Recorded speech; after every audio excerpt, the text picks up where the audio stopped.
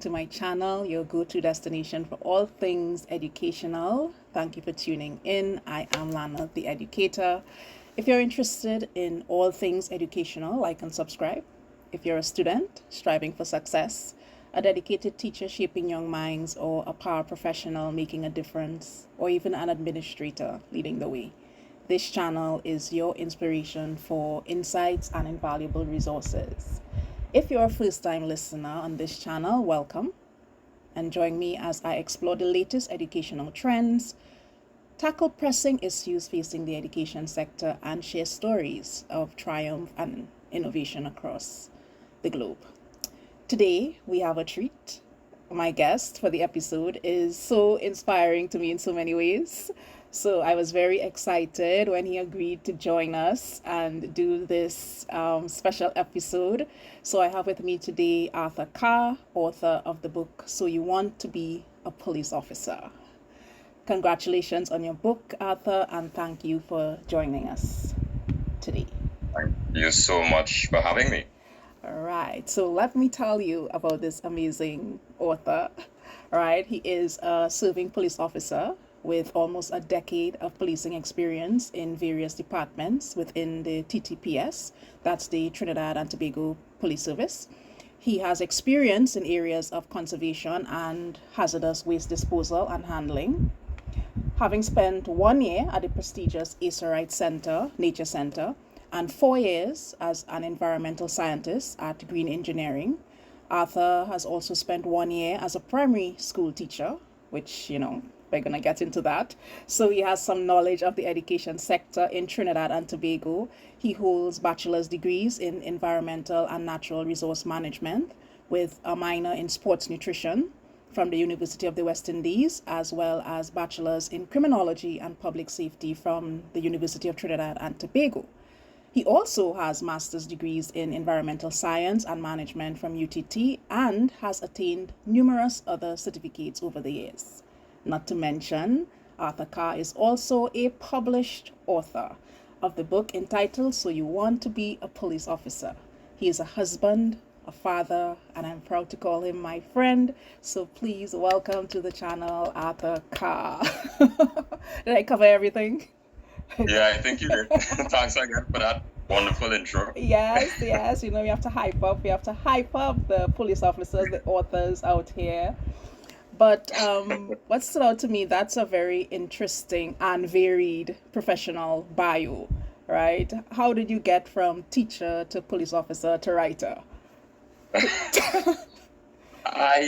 Sometimes I ask myself the same question. So basically, life really has its twists and turns.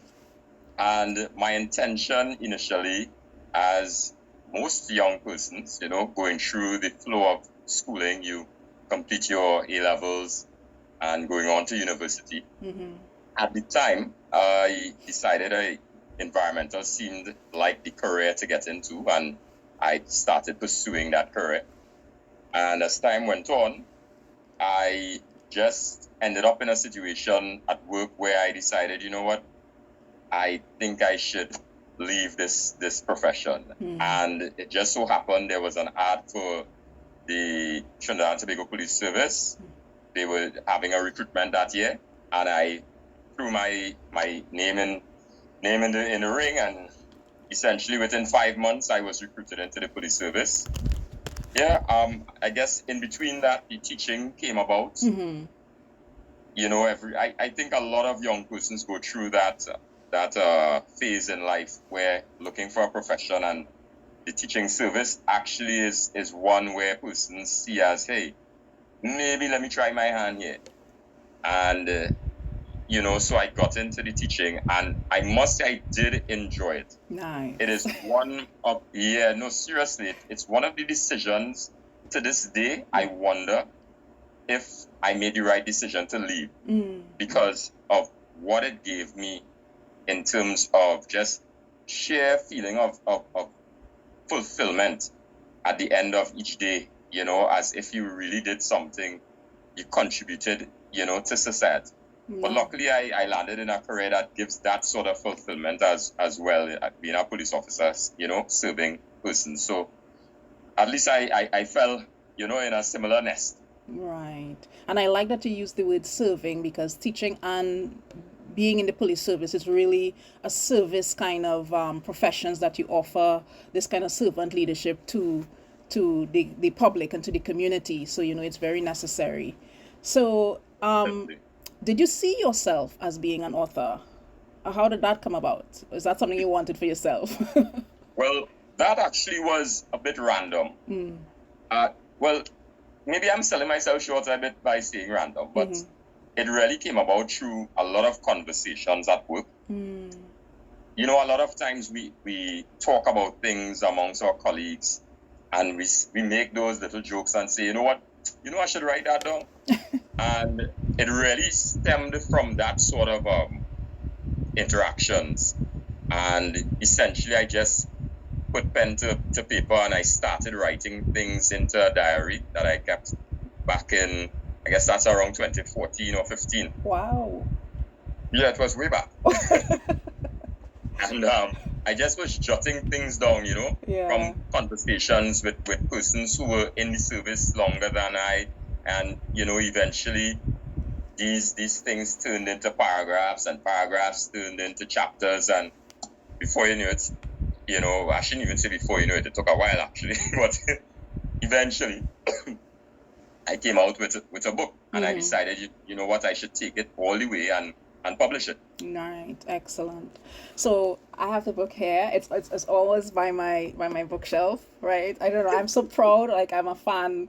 People becomes fan of these celebrities and these actors. I'm fan of writers, so I search them out. So it's right here because I can say I personally know this author, and it's signed and everything. It's signed and everything, right? And this is the reason I invited you here this evening. When I started this podcast, when I tell you, it was with you in mind. I said first episode should be Arthur. I want him to come and talk about this. I'm so excited about this book for him here. So I find it's very fitting that you are my first episode per se in the season 2, where I get to share, the amazing thing that you've done. So you want to be a police officer. Congratulations again, by the way, on the book. So tell us about the book. Give the readers a brief overview. Well, the book is essentially, the name sort of, gives a clue as to what it's about. So it gets at the heart of how persons think about that decision to become a police officer. And it really gets into what happens within the service and what you should prepare for. So it starts from when one even thinks about getting a profession. So, in your youth, you may think, all right, having a tattoo on my face is a great decision. But the reality is it may cause you to be, not allowed into the service because of that decision in your youth. So it's really starting from that moment when you start thinking, all right, I'm becoming an adult. What sort of career I could look at? Maybe the police career is something that I should choose. And then from the time you make that decision and you enter into recruitment, I give some intimate details of what you experience within the recruitment phase and training phase. And I work from there through your initial years in the service and through the ranks and the promotion process. So it's really, I dissect the whole career, essentially, of someone who is deciding to be a police officer. And I really place it in such a way that it's an easy read for anyone who's thinking about it. And also, it gives persons who don't even care to become police officers, but it gives them an insight as to what police officers face and why they may react the way they do or interact the way they do with the public.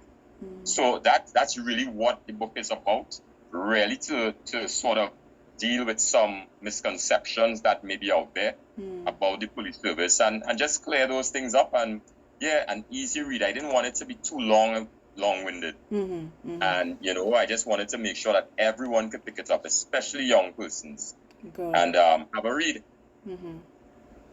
So why this particular approach to policing? I'm guessing there are many aspects to policing and the experience of policing, but why this particular subject matter in terms of speaking to the public in terms of wanting to be a police officer and not something else, maybe the stress or mental health for police service? Why this particular approach to writing the book?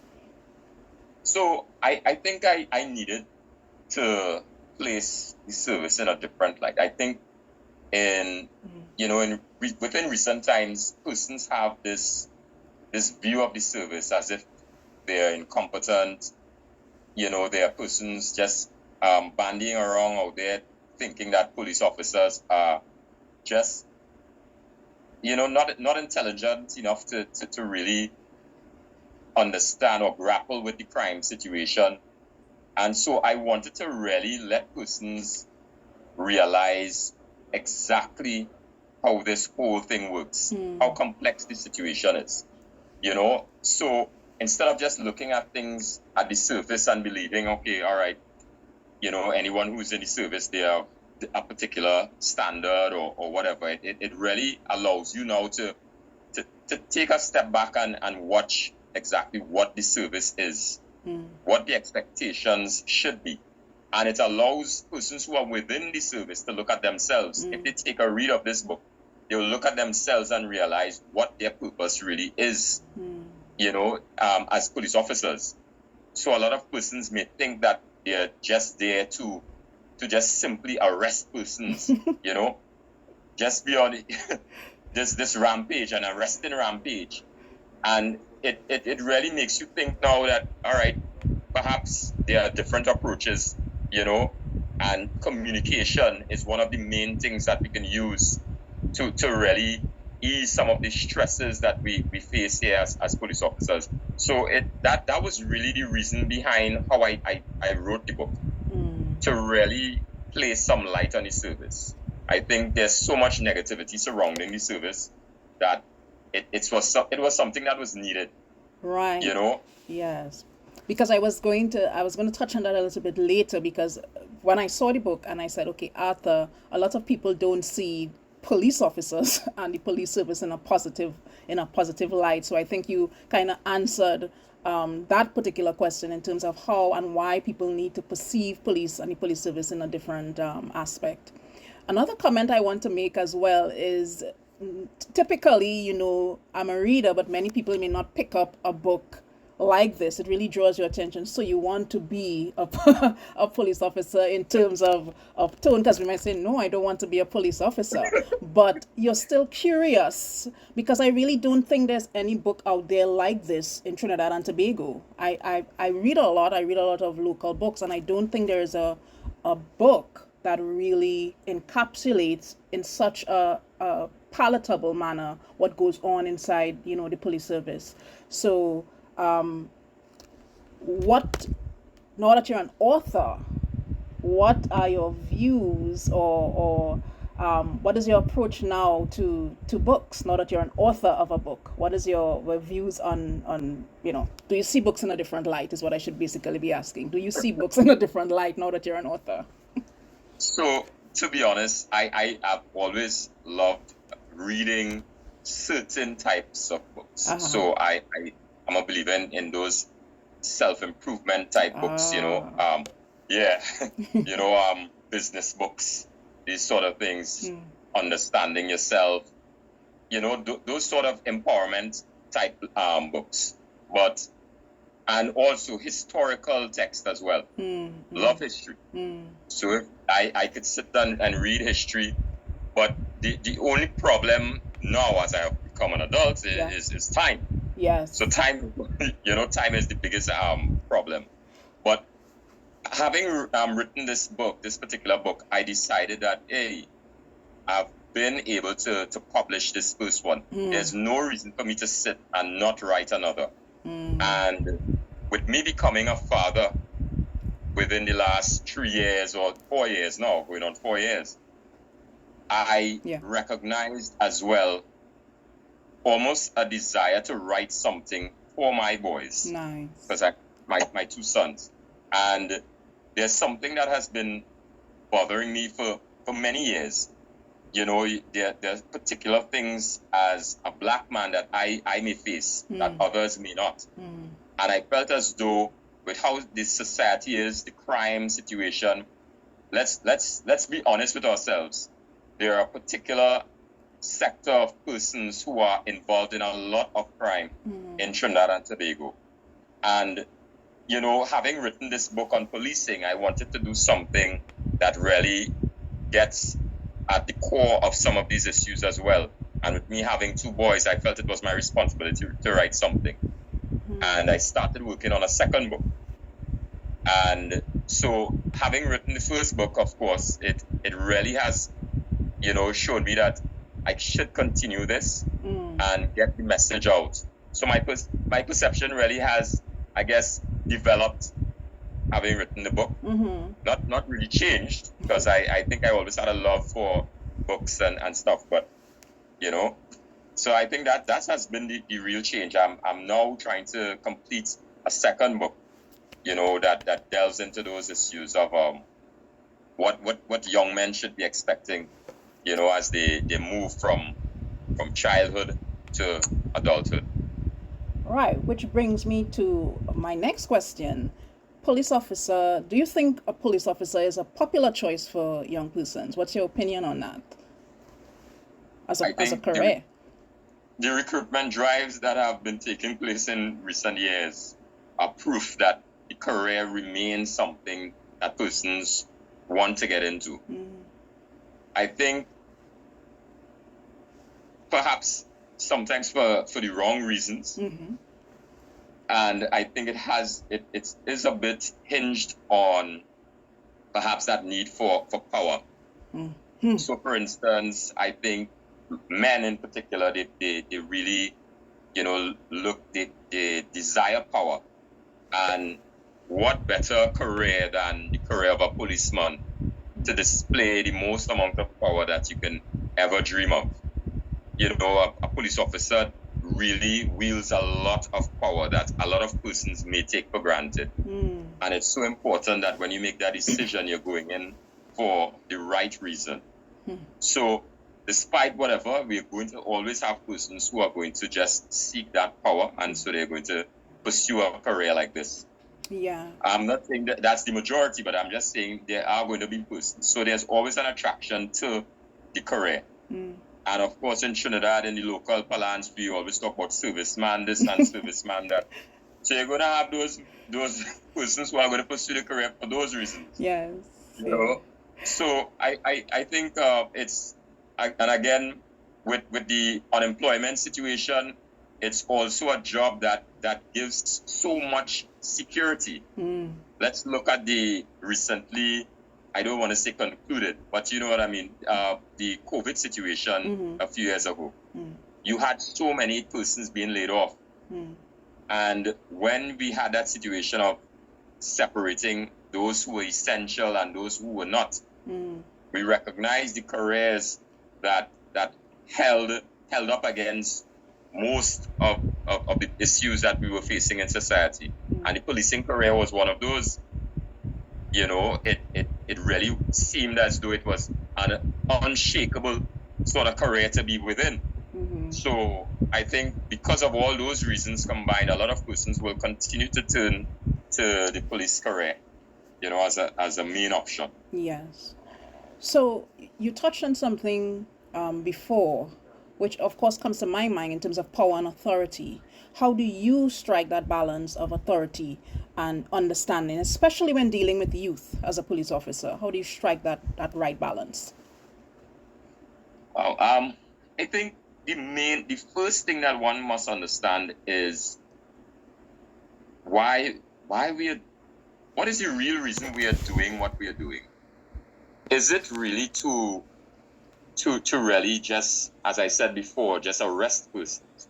Or is it to solve an issue that is occurring within society? Is it to help persons? Because our motto is to protect and serve. Right. So the first thing a person must look at is what the motto says. And if we are to protect persons, there are so many options one could take if they are looking to protect persons. Sometimes persons need protection from themselves. There are times where persons, the only reason that they're doing what they're doing is because they're perhaps trying to feed a family of 9. Yeah. And, their options are limited. There are times where we as individuals look at things from just a shallow place in terms of we are so sometimes in our own bubble and believe that everyone else is going through the same thing that we are going through. And the reality is the person's circumstances around you may be absolutely different. And it's the reason why they act the way they do. And so once officers remain within that mindset, it becomes a little more easier to really look at persons and not be quick to bring down the axe, as they say, on every single person. And we see it today when we have so many persons coming out against police officers and saying that the police officers are just looking to make our money and this and that. They're just giving everybody tickets. And we, as much as that may be the situation that persons believe is happening, we as police officers must recognize that these persons are saying these things because they believe there's some truth to it. That for whatever reason, they believe that we are coming down too hard on them. And it's because they believe that there's a separation there, that police officers can't possibly live in the same situations that they are living in. And so it's really trying to remember that, one, you have a job, and the law dictates what it is you have to do. Yes. So you must always keep in mind that it's the law that you're following, and it's not a personal thing. And then you must continue to communicate to the public that, get yourself a crew with what the laws are. And so persons would then start to not take things as personally as they do. And then the other thing is, persons who are within the police have to do some introspection and really ask themselves, are they speaking to persons the way that they expect to be spoken to if they are on the other side? So imagine an 18-year-old being a police officer and stopping you at a roadblock and speaking to you and say, hey, give me this. Yeah. Imagine how you feel as an individual. You are an educator, being an educator at a prestigious secondary school.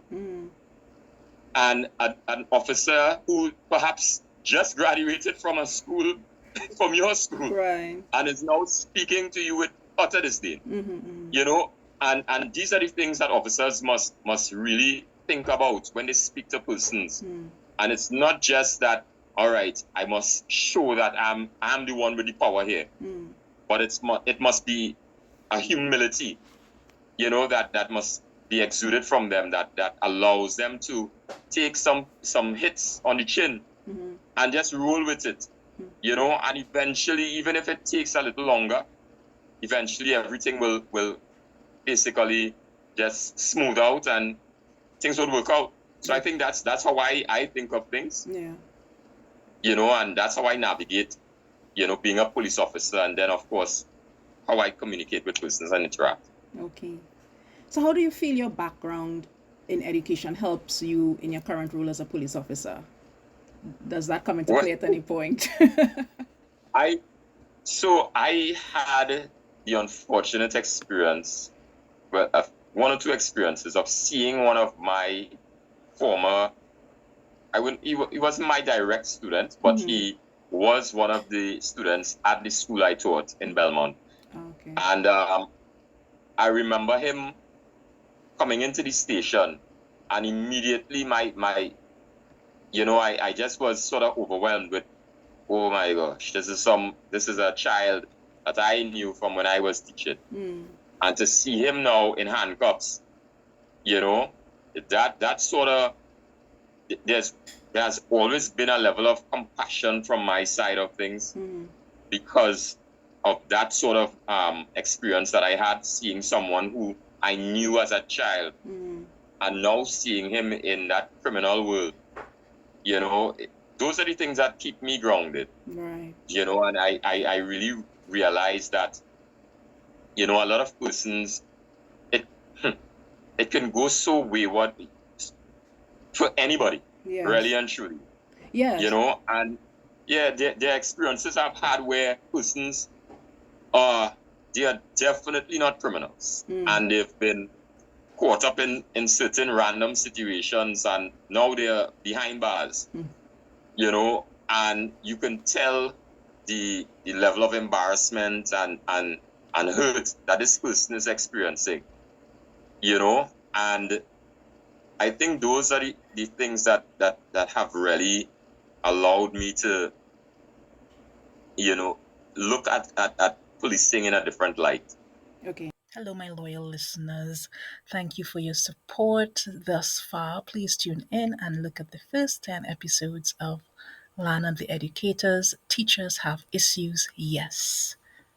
Right, so we are here with Arthur Carr, author of So You Want to Be a Police Officer, and very engaging conversation so far.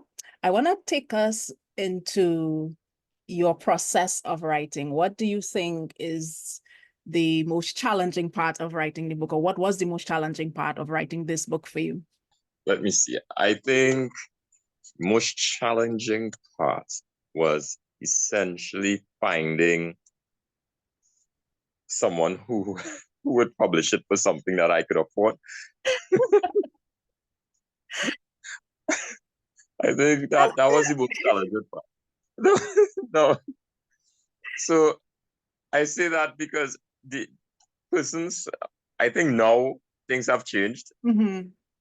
You know, recently I recognize there's a huge community of persons who are encouraging persons to self-publish and these things. But when I was publishing, and that was just a short while ago, Right. you know, 2 years ago, it didn't seem as though it was such a huge field. At least I wasn't exposed to the numbers of persons who were assisting persons to self-publish. And so I approached persons who are in the traditional publishing sphere, and I received some pricing that made me think that writing could never be for me again. So, you know, so that really was the biggest challenge. So, but I mean, I might say jokingly, but I really like and that you're truly, being real. You know, people might think it romanticizes writing because you see thousands of books out there, but there are yeah, challenges like this, you know, if you're a first-time author like yourself. So I like that you're being yep, real. So you know, did you ever get writer's block when you were writing this book? right. So that is where I will get more into that. So I did have situations where I just didn't know how to piece together some ideas. But I guess what helped me a lot was the fact that I was never writing the book in sequence. There was no order really with how I was writing.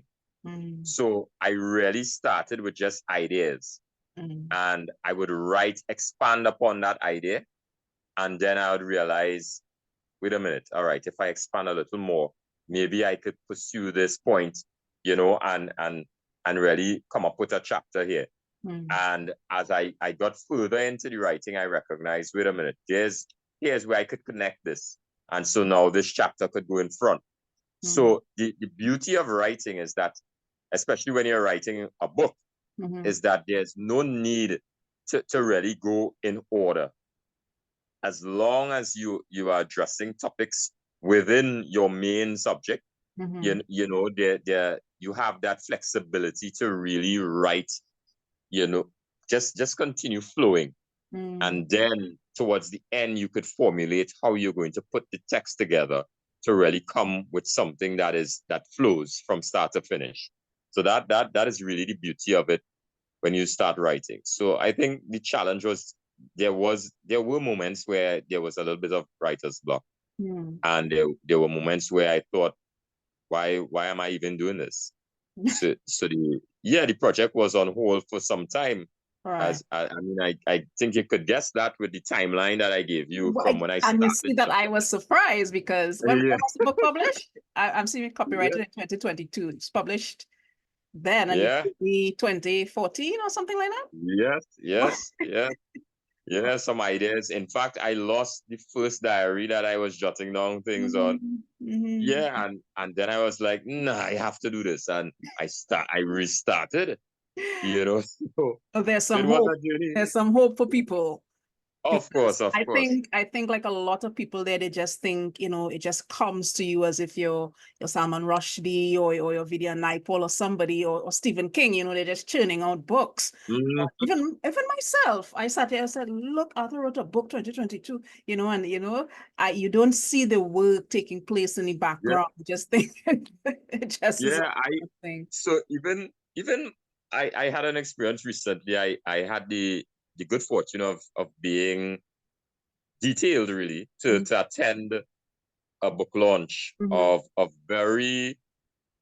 a renowned researcher in the field of criminology and things, Mr. Ivelaw Griffith, Yeah. Professor Ivelaw Griffith. Mm-hmm. And he was saying that now Mm-hmm. his book is way bigger than mine.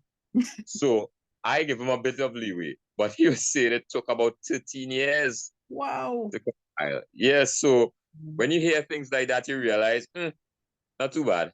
Not too you know? bad. You did not do too badly at Yeah. all. Yeah. So what So did you learn about yourself through writing and the publishing process? What did you, Arthur Carr, learn about yourself? I would say that I learned that a lot of the times in the past, a little less now, Mm-hmm. I really discounted how I would say, boy, how much what I was capable of. Mm. There are times where we don't give ourselves enough credit. I constantly talk to persons within my department at work who are maybe younger than me, Mm. and I tell them about how I felt when I was leaving university back in 2008 in my first degree. Mm-hmm. And I honestly did not apply to a lot of places because I thought that I wasn't worthy enough. I Mm. thought that I wasn't prepared enough as a student. And so now going into the workplace, I would be really not giving the best offering that an employer could get. Mm-hmm. I wasn't a first class honors student. And so I thought, they're not going to want me. Mm. And in writing this book, I recognized that, hey, I have an ability, I have something to offer. And, it really made me realize that the sky's the limit. So that is what really I learned from the process Mm. about myself. Excellent. What has been the reception of this book? I'm curious to know not only like the public, but what your colleagues think, because you're writing about, you're a young police officer. There would be older heads there would be younger ones coming in. What has been the reception overall of the book and specifically within your profession? So I would say within my department, my colleagues are some of the best colleagues you could come across, very supportive.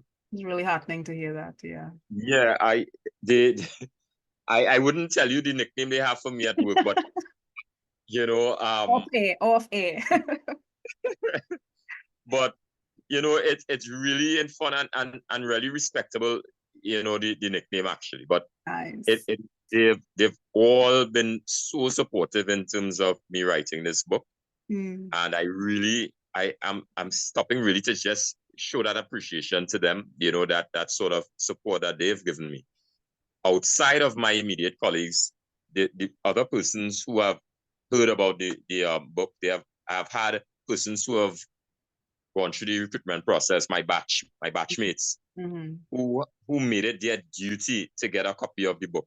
You Lovely. know, yeah, persons who, I mean, they in Trinidad, and they just to even avoid even having to have the hassle of trying for us to meet up and stuff. I had colleagues who just ordered it off Amazon and made sure that they took a picture and they sent it to me and showed that, hey, must support you.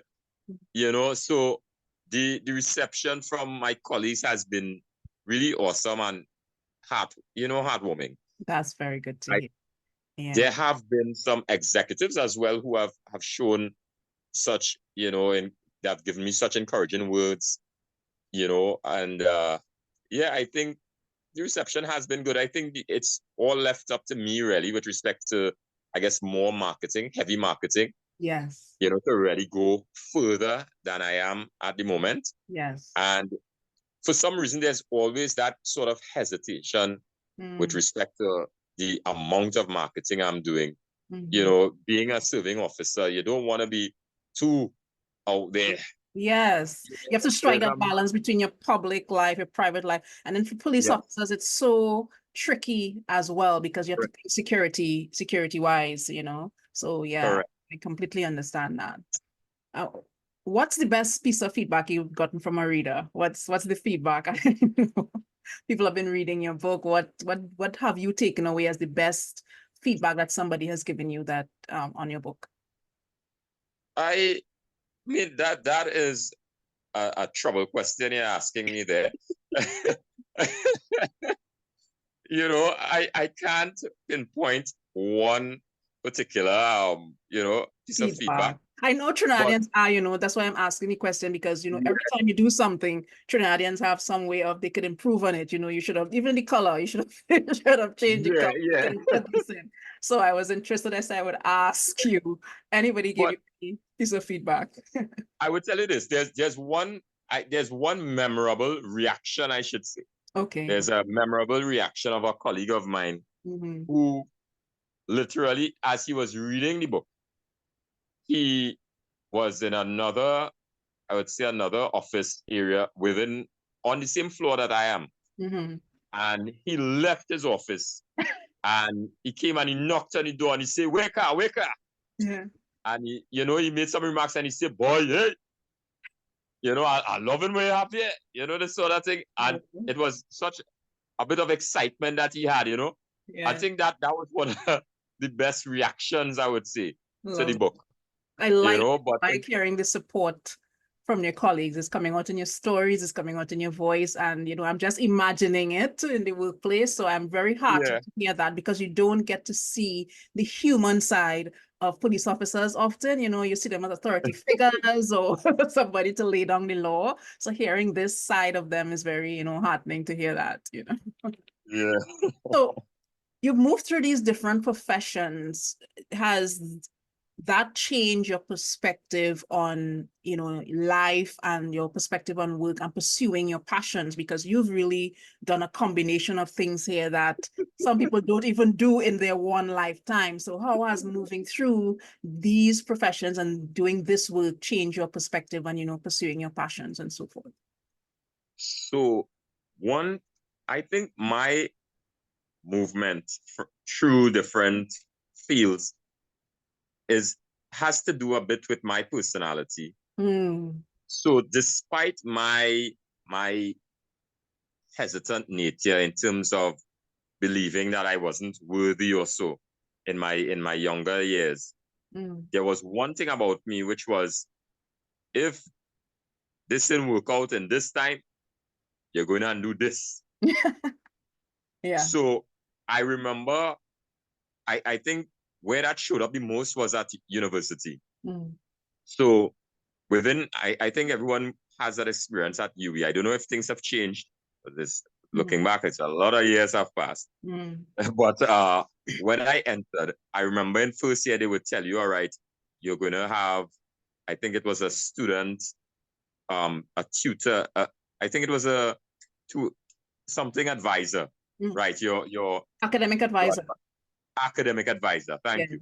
And I remember reaching out to my academic advisor, and I'm here in 2024 and I've never had a meeting with my academic advisor. Right? So I had to figure things out on my own. So I remember I entered university to do a degree in environmental and natural resource management. And it was I think it was a double major, So environmental and natural resource management, and the other major was chemistry. Wow. Well, let me tell you, chemistry changes quite a bit when you enter university. Yeah? First course, fail, or should I say barely fail, Yeah. because it granted me access to the supplemental at in the July, August. Okay. Second semester, chemistry course again, barely fail again, Right. supplemental again. That very same year, I had to do I was doing an internship with the Unit Trust Corporation, and traveling and the whole, idea of really going through that, traveling from work and then looking to study and stuff, it wasn't happening. Right. Essentially, when it was time for exams, I failed. Oh, wow. And so now I was going into year 2 without that second major, in terms of what courses I would have to choose. And I quickly had to navigate what courses I was going to do. And that's where the minor in sports nutrition came. And to add to that, I was someone who recognized that my parents, in my mind, were struggling through the assisting me through university, that era. I remember the first year, we started the first semester, it was dollar for dollar. And then at the end of that semester, I think the Prime Minister announced it would be full payment. So the gates came into full, right? So I remember that first semester, my father had to take a loan. And I was like, geez, honey, this is the first semester. And my father taking a loan already. How this man going to afford this thing?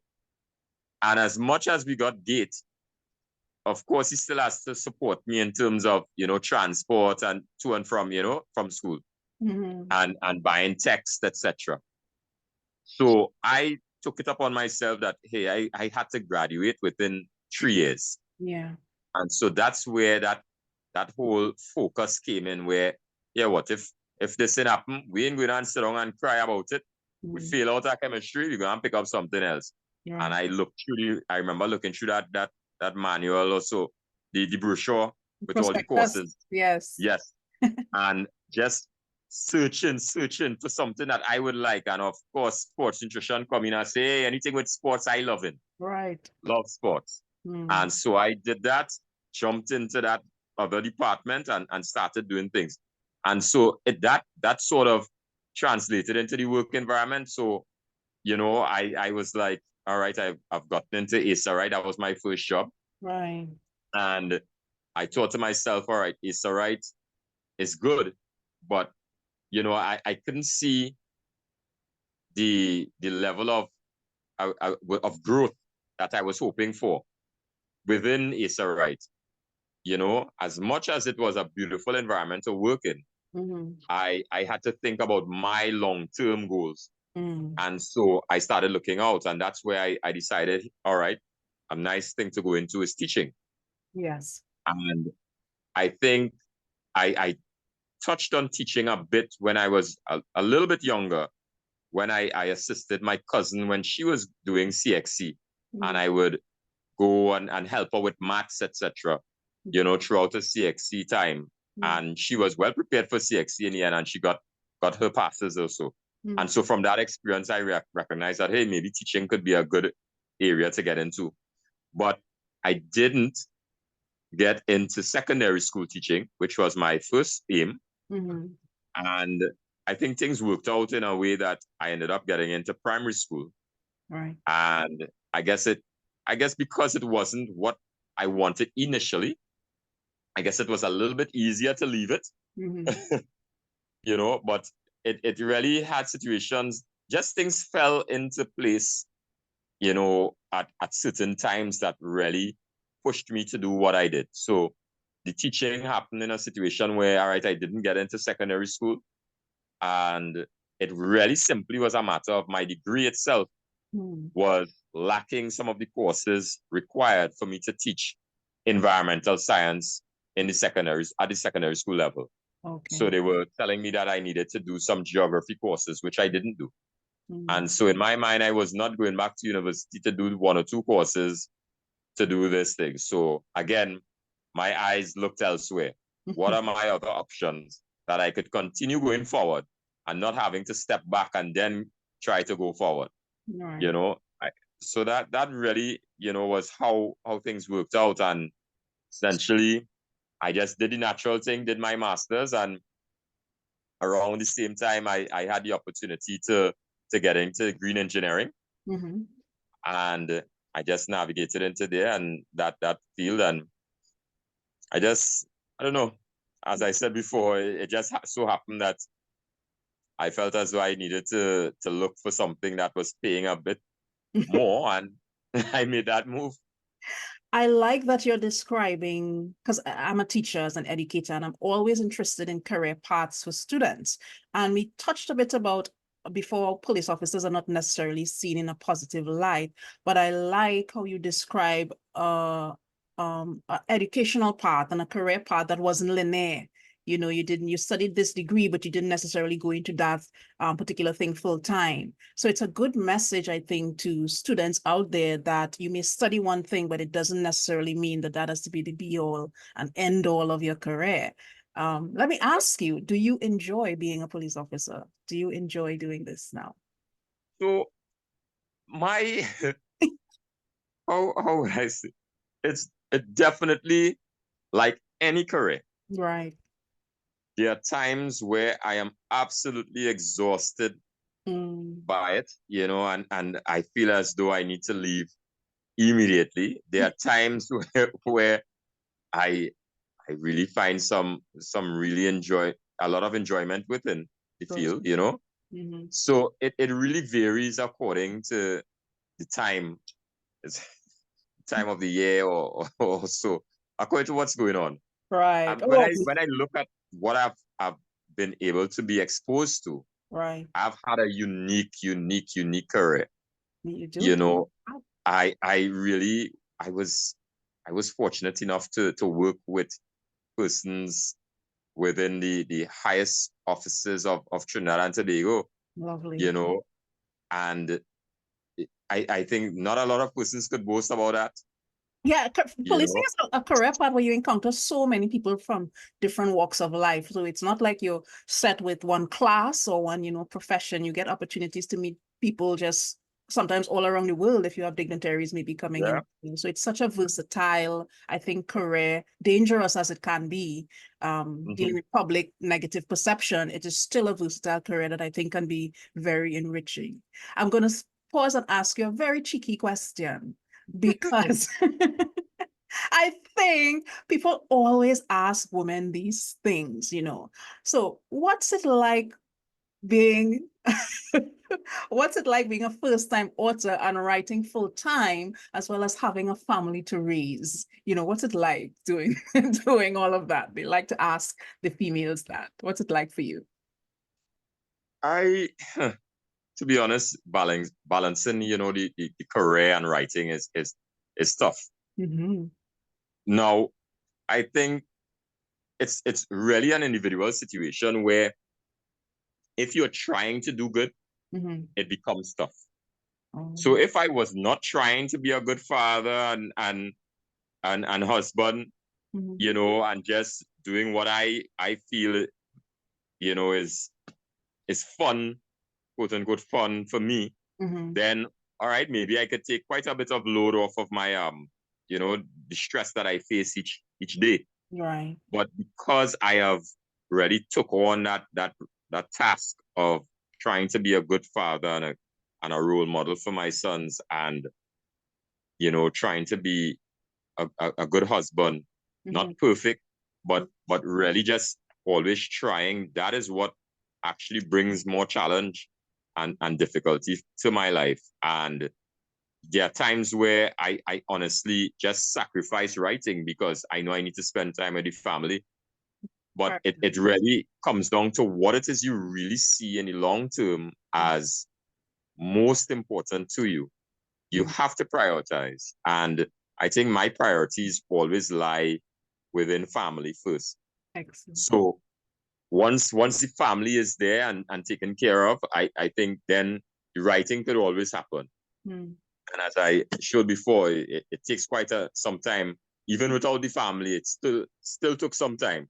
Yeah. So you know. So I think the balancing is it's something that everyone must face. There's no way that you can just be one dimensional. You have to be able to balance, you know, different things within your life, and that's just how it goes. I've accepted that, as much as it brings a lot of stress, but I've accepted that.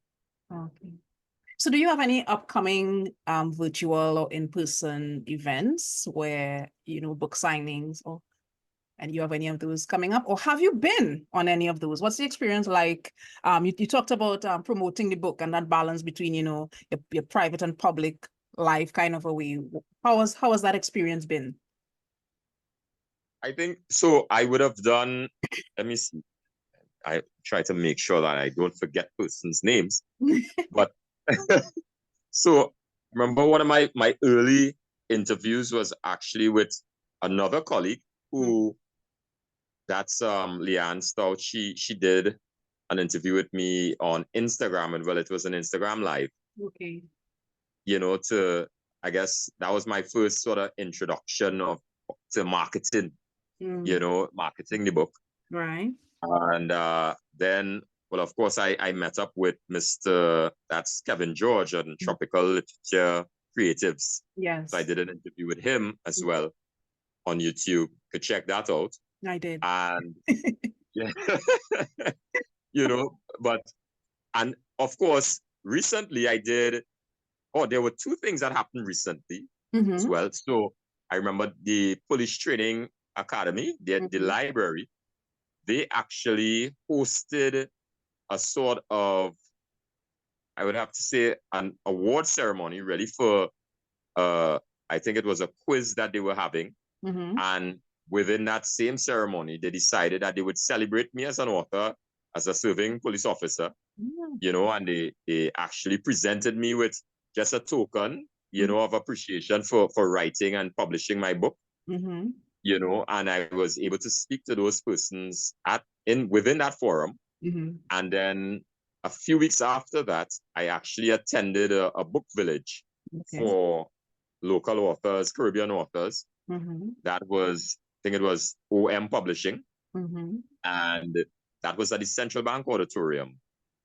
And just so happened I was caught by the TTT journalist and was interviewed. You know, so there's actually an interview of me in on TTT.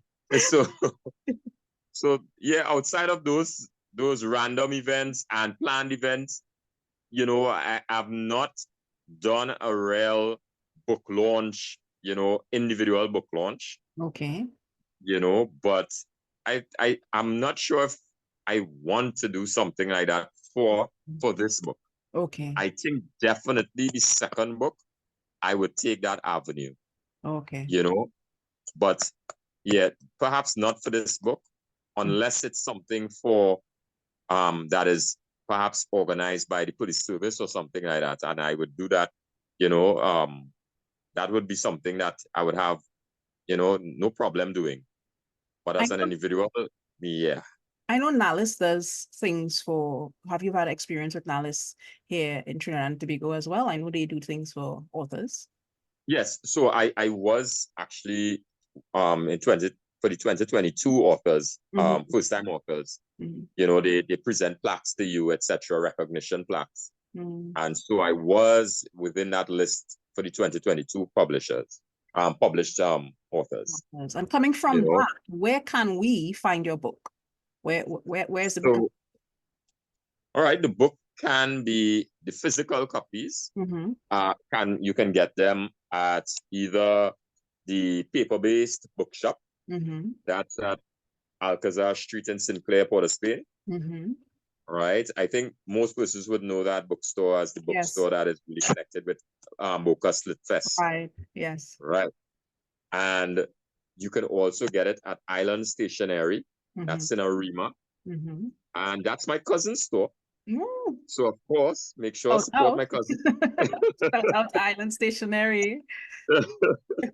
Right. And yeah, that's at the corner of Woodford and Fafa Street in Arima. So that's where you can get those copies. And of course, now the you can also purchase your physical copies, the paperback, sorry, via Amazon, and I think it's book. What is? Yeah, I'll put And I'll just put the type in link. the name I'll of put the it in book. the link of the Yes. link of the video. Well, thank you so much for joining me, Arthur. I really want people to remember your profile that I gave in the beginning, because it's so heartening to hear police officers are walking around and they're not one-dimensional. There's intelligence and there's professionalism behind the badge and inside the uniform.